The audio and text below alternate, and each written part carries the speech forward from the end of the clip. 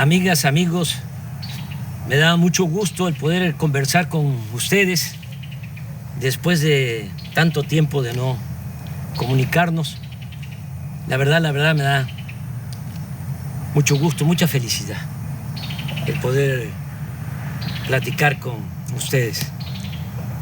Como saben, entregué la banda presidencial a nuestra compañera, amiga, extraordinaria presidenta Claudia Sheinbaum el 1 de octubre del año pasado. Hace un año y ya cerca de 2 meses.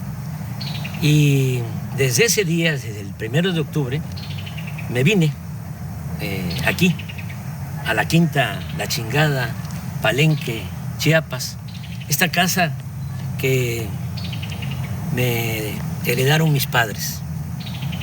La hizo Manuelita, mi madre. Ella la dirigió. No es un rancho, no es un latifundio, es 1 hectárea y un poco más. 13,000 metros cuadrados. Y decidí venirme e iniciar una vida nueva porque me retiré de la política activa, de la práctica política. No es una simulación. Estoy jubilado. Entonces, imagínense ustedes, después de cerca de 50 años de lucha ininterrumpida, lo difícil que pudo ser el decir, se acabó, cortar de tajo toda mi actividad pública, política. Casi 50 años, porque empecé en 1975, 76 trabajando con los indígenas chontales en Nacajuca. Luego en 1977 fui director del Instituto Nacional Indigenista en Tabasco. Ahí aprendí a trabajar para la gente humilde, para la gente pobre. Tan es así que en mi expediente en Gobernación, en 1979, hay un reporte del temible policía Nazar Haro acusándome que era yo comunista, porque estaba defendiendo, apoyando, trabajando por los pobres. Así comencé y así terminé, porque concluí mi mandato como presidente y logré, junto con millones de mexicanos, ustedes y muchos, algunos ya se nos adelantaron, pero logramos el inicio de una transformación. Llevamos a la práctica el ideal de que por el bien de todos, primero los pobres. ¿Cómo no voy a estar contento? ¿Cómo no voy a estar feliz? Yo siempre he sostenido que la felicidad se obtiene cuando uno trabaja, lucha, procura la felicidad del prójimo. Entonces es cuando ya tenemos bienestar espiritual, bienestar del alma, felicidad. En el gobierno que dirigí, en 6 años, a pesar de la pandemia, con todos los daños, con toda la tristeza que nos dejó esa pandemia de COVID, 2 años muy difíciles por el dolor y también porque se nos cayó la economía. Bueno, a pesar de eso, en el tiempo que estuve en la presidencia, salieron de la pobreza 13,400,000 mexicanos. Lo voy a repetir, 13,400,000 mexicanos. Nunca se había hecho eso, nunca, en un sexenio. Es un gran orgullo. Cuando llegué a la presidencia, el 42% de los mexicanos estaban en la pobreza, 42% de toda la población. Cuando dejé la presidencia, ya había bajado, la pobreza se había reducido al 29%. Y hay otros datos. También se redujo la desigualdad, porque México era país de unos cuantos, de los de arriba, de los oligarcas, los que se habían quedado con todos los bienes de la nación, con los bienes del pueblo, con la llamada política neoliberal o neoporfirista, porque lo que aplicaron fue lo que ya había puesto en práctica Porfirio Díaz: entregar los ferrocarriles, entregar el petróleo, entregar las minas, entregar las tierras a extranjeros y a grandes latifundistas vinculados a la cúpula del poder. Pues eso es el llamado neoliberalismo. Entonces, se dedicaron básicamente a saquear y se produjo pues una monstruosa desigualdad. En la época de Salinas, cuando hay más multimillonarios en México, ocupamos el 4º lugar en multimillonarios en el mundo, en el sexenio de Salinas. 4º lugar. Primero Estados Unidos, luego Alemania, luego Japón y luego México. Pero millones de pobres. Una injusta, monstruosa, reprobable desigualdad. Bueno, todavía con Calderón, para que tengan una idea, el sector de arriba, de los más ricos, dicen los técnicos, el decil de los que tienen más ingresos. Un rico tenía en la época de Calderón 35 veces más que un pobre del decil, del sector de abajo. 35 veces más. Cuando dejé el gobierno, ya se había reducido la desigualdad a 16%. El rico tenía solo 16% más que el pobre en nuestro país. Y hay otros datos. En el tiempo que fui presidente, los ricos que no les fue mal obtuvieron ingresos a pesar de la pandemia, obtuvieron ingresos del 4%, es decir, incrementaron sus ingresos en 4%, los ricos. Las clases medias en 20%, pero los pobres 35% incrementaron sus ingresos. Le estoy hablando de cifras de datos oficiales que ustedes pueden constatar. Son datos, son cifras del INEGI y del Banco Mundial. Bueno, por eso estoy pues muy feliz. Imagínense cerrar un ciclo así, logrando ese ideal que se convirtió en realidad. Por eso decidí ya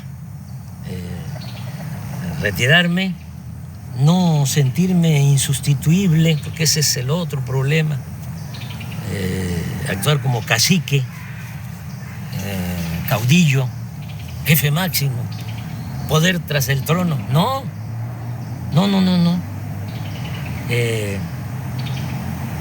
Hay que hacer valer la democracia, y nosotros en nuestro movimiento, este movimiento impulsado por millones de mexicanos, pues tuvimos la enorme dicha de que quien me sustituye en la presidencia es una mujer excepcional, y continúa la transformación. Bueno, les decía yo que no era fácil, ¿no? Es decir, hasta aquí y me voy a dedicar a otra cosa.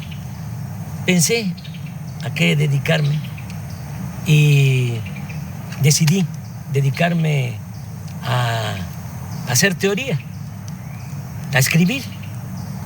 Siempre he sostenido que la política es pensamiento y es acción. Yo sí, desde luego, que pensaba y tengo ideales, tengo principios, que eso es lo que me mueve, pero fundamentalmente fui un hombre de acción en mi quehacer público, político.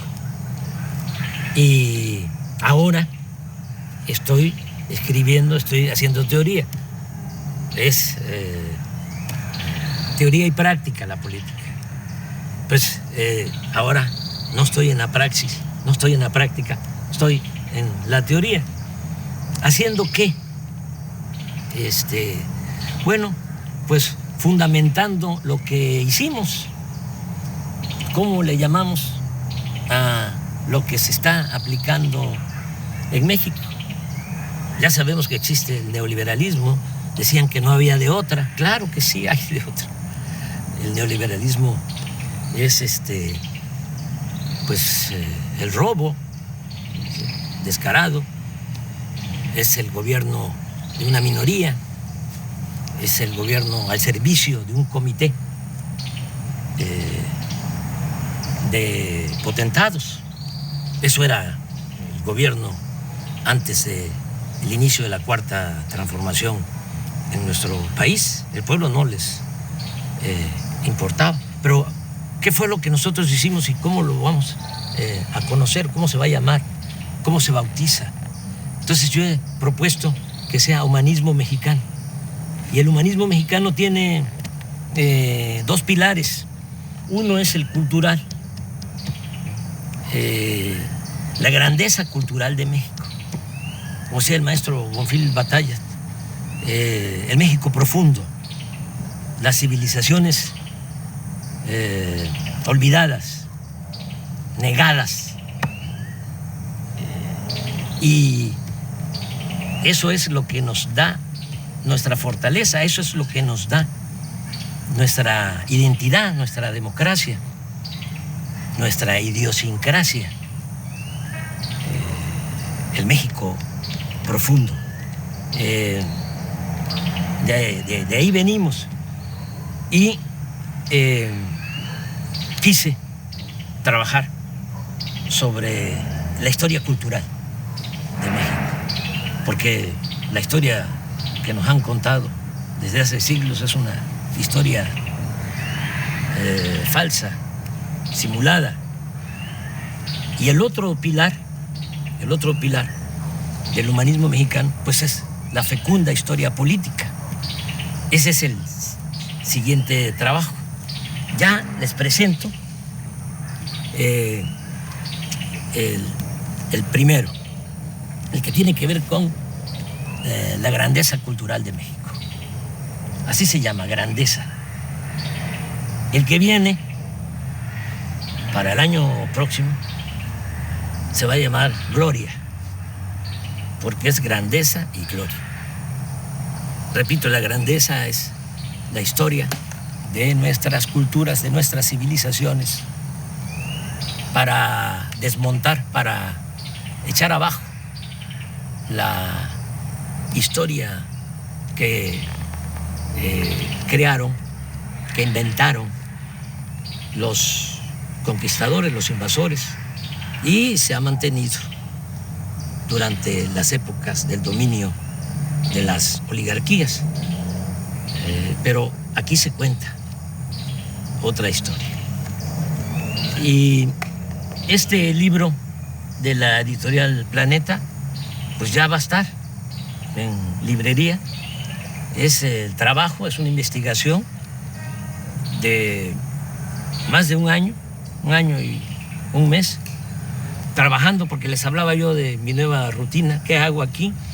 Bueno, me levanto temprano, como siempre, camino aquí hay un sendero entre los árboles,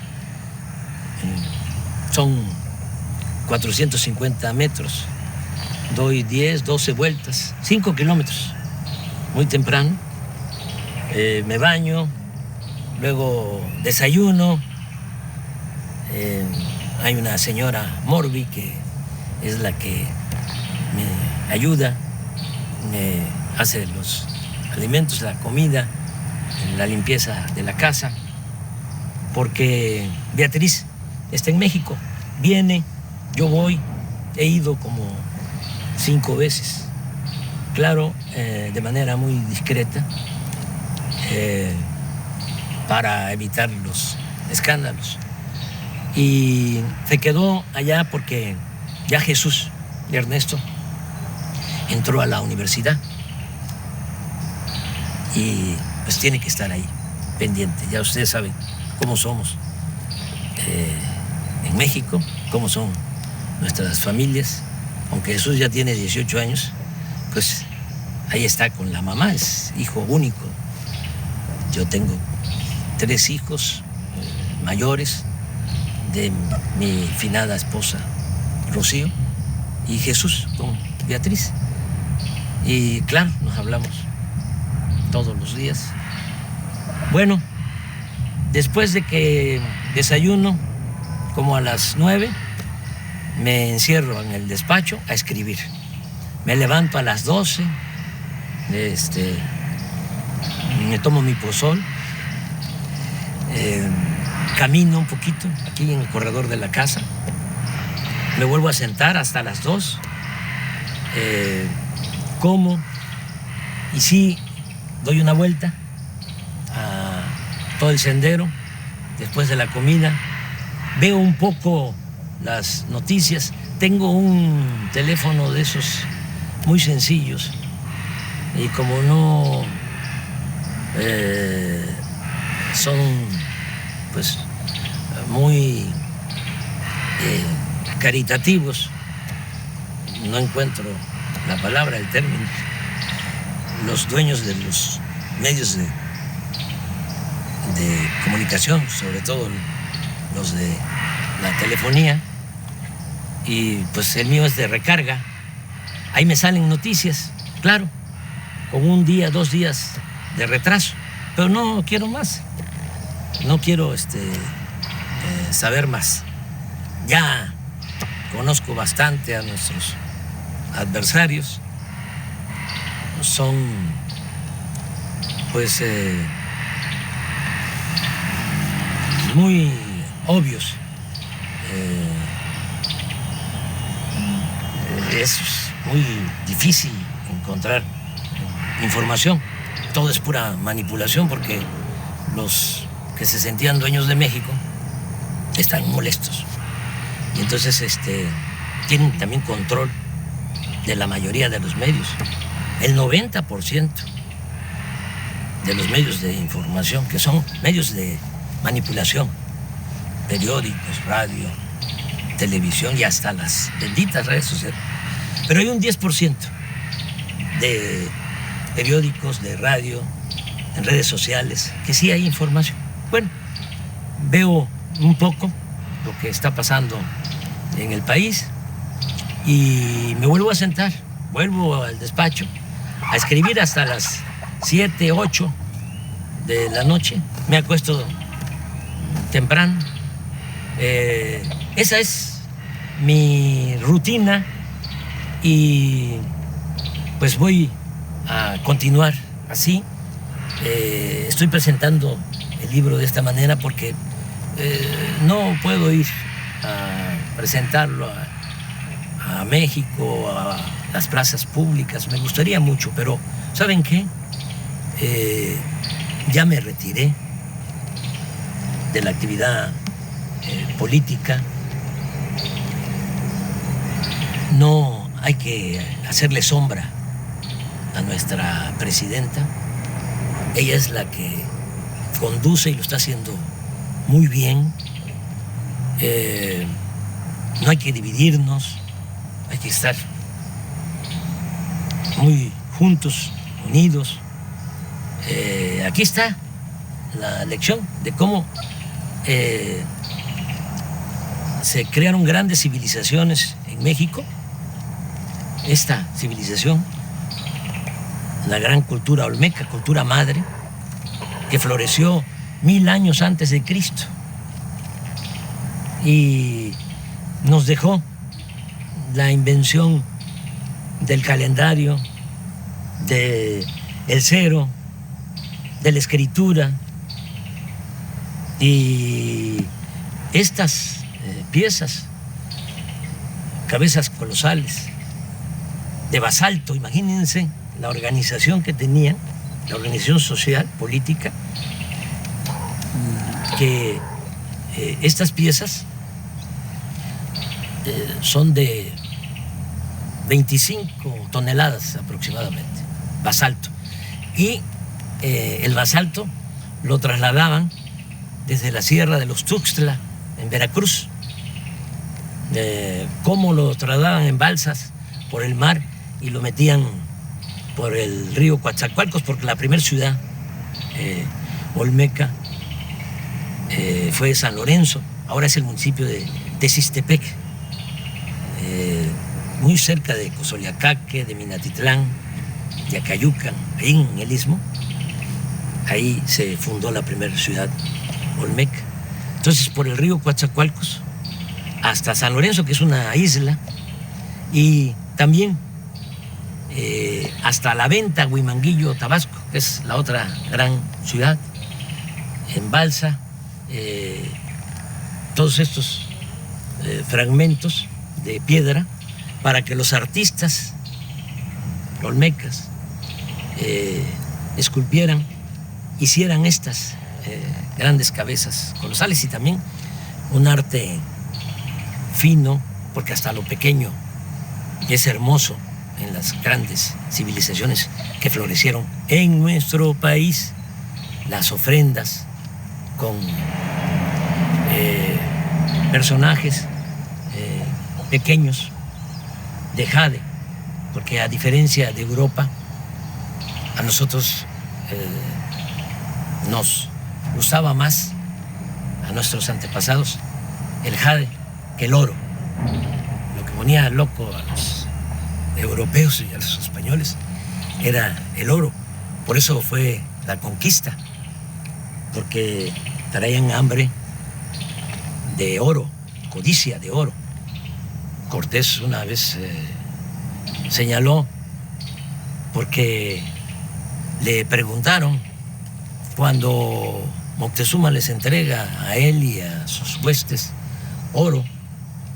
Entonces los soldados conquistadores empezaron a gritar y a brincar, dice la crónica, como monos.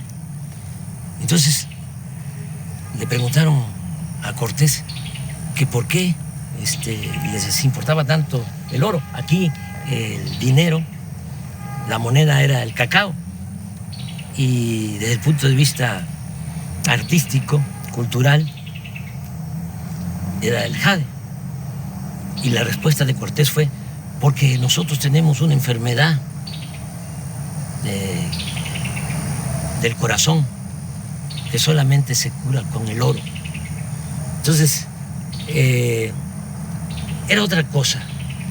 En el México prehispánico no había esa codicia, no había esclavitud, la tierra era comunal y había mucha, pero mucha fraternidad, lo que se conoce como solidaridad.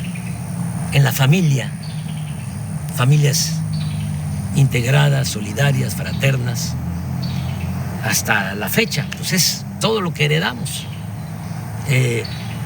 Esto es lo que hicieron los olmecas, pero aquí viene también lo que hicieron los mayas, que mejoraron lo que habían iniciado los olmecas en la ciencia, en el arte, en la cultura. Van ustedes a Palenque y van a encontrar el Templo de las Inscripciones, que se hizo para sepultar a Pacal, el principal de Palenque. Como ya se pueden descifrar los jeroglíficos, ya se sabe que ese personaje se llamaba Pacal, pero imagínense, hacerle un gran monumento, una pirámide. Primero la tumba, con una lápida bellísima, y después de la tumba, el templo de las inscripciones, monumental. Vean eso y vean también en Palenque cómo desviaron un arroyo para meter agua, un acueducto embovedado por en medio de la ciudad. Y volteen a ver el palacio de la zona arqueológica y van a ver cómo están los techos, las bóvedas, con arco falso, porque no había fierro para hacer las estructuras, las cimbras, sino era la matemática, las piedras que iban uniéndose poco a poco en equilibrio hasta que se cerraban. Esa era la arquitectura. Estamos hablando de lo mejor del mundo en esa época. Los mayas en el periodo clásico logran toda esa civilización, logran toda esa creación del siglo IV al siglo IX. Si van aquí cerca, a 100 kilómetros, está Bonampak. Aquí está en el libro, quise poner un fragmento. Los murales de Bonampak. Estos se hicieron como en el siglo VII, siglo VIII. Cuando se pintan estos murales, los pintores mayas de estos murales no los había en ninguna parte del mundo. No los había en Europa en ese siglo, y pasaron siglos para que el arte de Europa igualara al arte de los olmecas, de los mayas. Y lo mismo con los zapotecas de Monte Albán, mixtecos, también de Oaxaca, los teotihuacanos, la ciudad de Teotihuacán llegó a tener 85,000 habitantes. Y desde San Lorenzo, la primera ciudad olmeca, decía yo, que se funda 1000 años antes de la era cristiana, ya tenía drenaje. Ya hablé de Palenque, que tenía acueducto, que tenía drenaje. Desde luego, Teotihuacán, drenaje. Xochicalco, en Morelos, drenaje. Todas las ciudades. Tenochtitlán, de los mexicas, hasta los que la destruyeron, los conquistadores, quedaban admirados de la grandeza de Tenochtitlán. Estaban destruyendo, decían ellos, la más bella ciudad del mundo. Bueno, pero ¿qué pasó? ¿Qué pasó? ¿Por qué eso no se sabe? Porque hubo toda una campaña a partir de que llegaron los conquistadores. Como todos los invasores, tenían que justificar sus atrocidades, tenían que justificar por qué venían a saquear. Y entonces echaron a andar una campaña, una propaganda negra, hablando de que los indígenas debían ser esclavos, porque Aristóteles, 18 siglos antes, había propuesto la teoría de que hay quienes nacemos para ser esclavos y hay quienes nacemos para ser libres o amos. Y los humanistas de ese entonces de España, humanistas entre comillas, con ese argumento sostenían que los indígenas tenían que ser esclavos,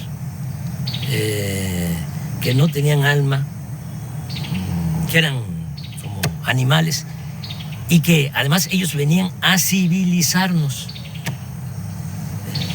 ¿Qué sucedió? Que se padeció de una gran tragedia porque vinieron a someter a las comunidades, a los pueblos originarios, a esclavizar. A mí me gustaría que este libro lo leyeran los españoles, porque aquí van a ver cómo marcaban, erraban con el fierro del rey en el rostro a los indígenas para esclavizarlos. Y otros horrores. Entonces, ¿qué hicieron? Pues echaron a andar una campaña diciendo, son bárbaros, son salvajes, pero además hacen sacrificios de sangre, arrancan los corazones, los exponen, los ofrecen a los dioses. Entonces es pura mentira, y eso lo demuestro. No hubo sacrificio. Cortés dice, ese fue el que creó todo. Y los frailes, sobre todo Motolinia, hizo la cartilla de las mentiras. Aquí van a encontrar. Y todos copiaron hasta la fecha. Hay muchos, incluso profesionales de la ciencia social, arqueólogos, antropólogos, sociólogos, filósofos, historiadores, que sostienen eso, esa gran mentira. Cortés dice que en 3 días en Tenochtitlán le sacaron el corazón a 8,000 personas, en 3 días. ¿Cómo es eso? Van a sacrificar 8,000. Bueno, pero todavía un fraile, Durán, habló de 80,000 en 4 días. 80,000 que les sacaron el corazón, todavía bullendo, dice, para ofrecerlo a los dioses. Motolinia, también 80,000. Aquí sostengo que eso ni en Europa, porque Darwin habla de que solo en 3 siglos en España, por la Inquisición, quemaron a 300,000. Achicharraron a 300,000, acusados de herejes. Y los mejores, porque eran los que dudaban. Y a la hoguera. Pero hasta eso lo considero exagerado. Pero aquí se fueron con eso y se fueron también, inventaron de que éramos, nuestros antepasados, caníbales, que comíamos carne humana. Nadie vio un sacrificio, nadie vio que se comieran a una persona. ¿Cómo es que en la toma y el cerco de Tenochtitlán, de 75 días, que la gente se estaba muriendo de hambre, porque Cortés mandó a cortar el agua, el acueducto de Chapultepec hacia el Templo Mayor, hacia el centro de Tenochtitlán? Lo mandó a destruir y además con los indígenas aliados que querían quitarse el yugo de los mexicas, pero inocentemente se pusieron un yugo más grueso, un yugo mayor. Bueno, bloquearon la entrada de alimentos y todo. Y si se estaban muriendo de hambre, ¿por qué no se comían entre ellos? Nada, pura mentira. Y esto es lo que trata el libro. Pero lo más interesante es que en otras partes, lamentablemente en el Caribe, por ejemplo, exterminaron con los indígenas, acabaron con los indígenas. En Estados Unidos lo mismo, es hasta horroroso, ¿no? Repetir lo que decía un general, o le atribuyen a un general, Sheridan, que decía, todavía en el siglo XIX, aquí estamos hablando del 16, del 17, del 18, hasta principios del 19, todo lo que fue la colonia, 3 siglos. Pero allá en Estados Unidos, en el 19, hace menos tiempo, le atribuyen a Sheridan el que dijo que el mejor indio era el indio muerto. Hubo exterminio. Entonces, aquí, ¿cómo se salvaron los indígenas? Claro, cuando llegaron los españoles, hay quienes calculan que lo que es México ahora estaba habitado por 15, 25 millones de personas. 15 o 25 millones de personas. Terminando el siglo XVI, 75 años después de la toma de Tenochtitlán, la población de México era ya de 2 millones, porque nos trajeron también la viruela y se diezmó la población. Se redujo la población a un 10%. Una gran crisis demográfica. Y encima de eso, la explotación, la esclavitud. Entonces, ¿por qué se salvan los indígenas mexicanos? Porque muchos, incluso los mismos frailes, que vinieron a la conquista espiritual, decían que iba a desaparecer la cultura o las culturas indígenas, que iban a desaparecer. Nadie creía que iban a sobrevivir los indígenas. Bueno, pues resistieron. ¿Cómo resistieron? Porque por el amor a la libertad, se fueron a los montes, a las montañas, a la sierra, a las islas, a los pantanos, a las zonas de refugio, y se llevaron a cuesta sus costumbres, sus tradiciones. Los nayaritas, los coras, por ejemplo, que eran dueños de todo el valle, de la parte de la costa, se subieron a la sierra.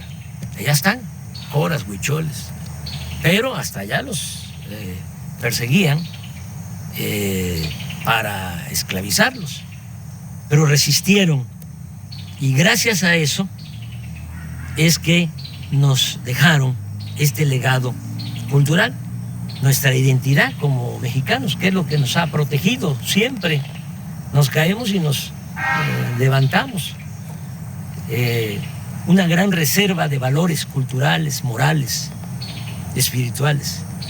Quedó la raíz y quedó el tronco, porque cuando se logra la independencia, pues ya no tenemos 15 millones, ni 25 millones, como antes de la llegada de los españoles, 300 años antes, 1821, tenemos 6.300.000.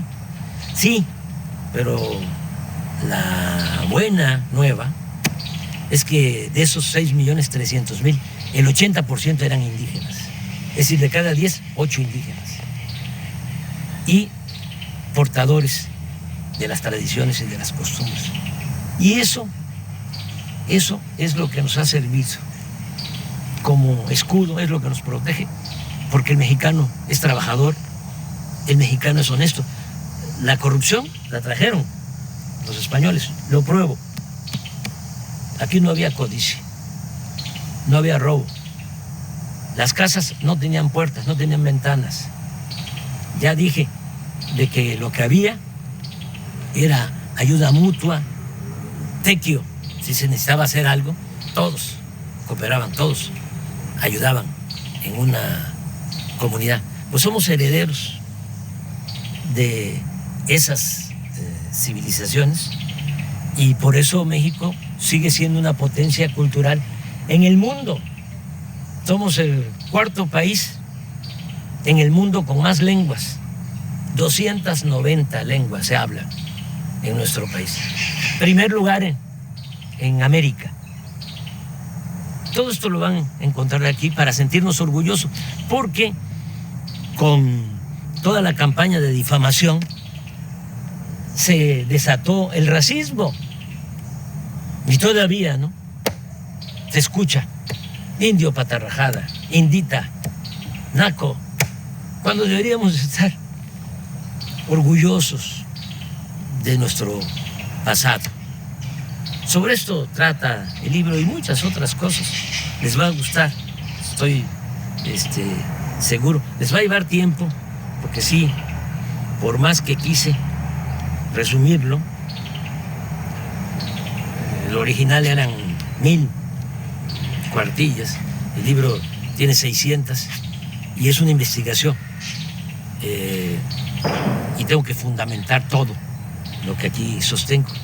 Entonces, se los recomiendo y, como les decía, ya para el año próximo viene Gloria, que es la historia política desde la independencia hasta la transformación. Ya para concluir, porque se nos está haciendo tarde, ya va a entrar la noche, comentarles que hay que estar apoyando mucho a la presidenta. Es la mejor presidenta del mundo. Tenemos esa enorme dicha. Vean cómo son los presidentes, los jefes de Estado en otros países y comparen. Además, fiel al pueblo, fiel a los principios de la transformación, sosteniendo que solo el pueblo puede salvar al pueblo. Solo el pueblo puede salvar al pueblo. ¿O no es cierto? Van a salvar al pueblo los de arriba, los ambiciosos, los que están enfermos de poder y de dinero sobre todo. No, es el pueblo el que salva al pueblo. Y con el pueblo todo y sin el pueblo nada. El pueblo es el que manda en la democracia. Y por el bien de todos, hasta de los ricos, por el bien de todos, primero los pobres. Si no se atiende a la gente humilde, a la gente pobre, no se logra la paz. La paz es fruto de la justicia. Y nosotros tenemos paz y hay estabilidad política. Nada más que como puede más el sectarismo, el dogmatismo, el fanatismo de nuestros adversarios, puede más que el sentido común, no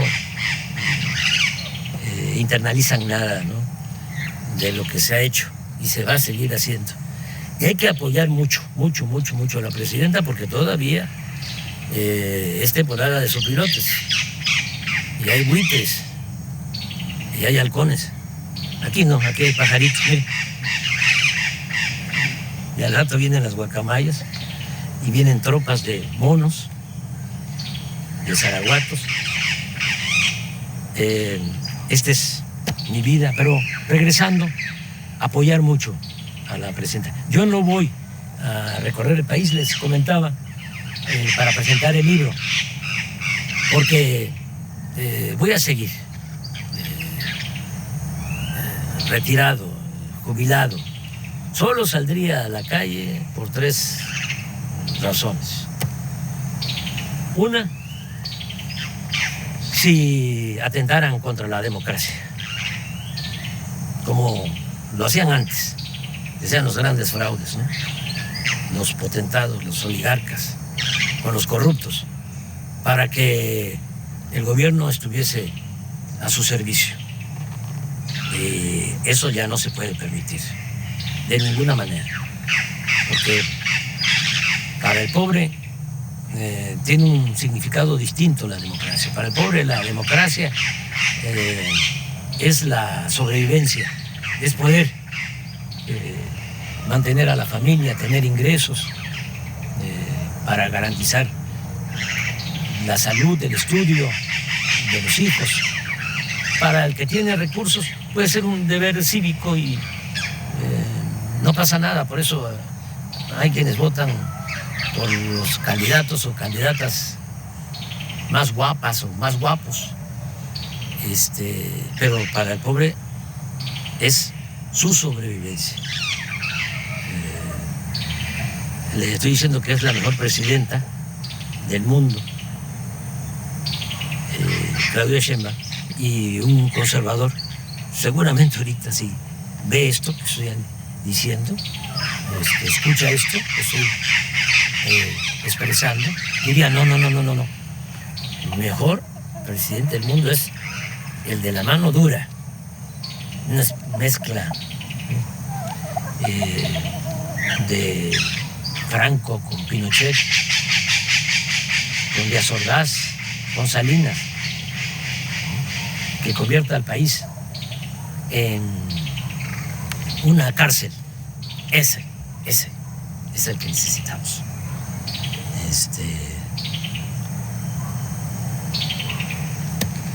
Una gente que no le tiemble la mano dura, dictadura. O otro presidente, acabo de escuchar leer a un texto de un presidente, una declaración, diciendo, hace como un mes antes de una elección que hubo en el sur de nuestra América, de que él no iba a darle ningún apoyo a los discapacitados, porque ese era un problema de los discapacitados, eran libres y ellos tenían que resolver su problema. Así son los conservadores, así piensan. Yo recuerdo que Fox decía que para qué darle pensión a los adultos mayores, que había que ponerlos a trabajar. Ese es el pensamiento conservador. Nosotros pensamos distinto. Nosotros pensamos que el Estado tiene una responsabilidad social. El gobierno no puede incumplir con su responsabilidad social. El gobierno tiene como objetivo garantizar el bienestar y la felicidad del pueblo. Ese es el objetivo principal del gobierno. No estar al servicio de una minoría rapaz. Entonces, hay que apoyar mucho a la presidenta, nuestra presidenta. Les decía, yo saldría para defender la democracia, saldría también para defenderla a ella. Si hay intentos de golpe de Estado, si la acosan, salgo. Entonces sí, pero eso no creo que pase. De todas maneras, no está mal que sepan en qué circunstancias sí podría yo salir, sí saldría yo a la calle.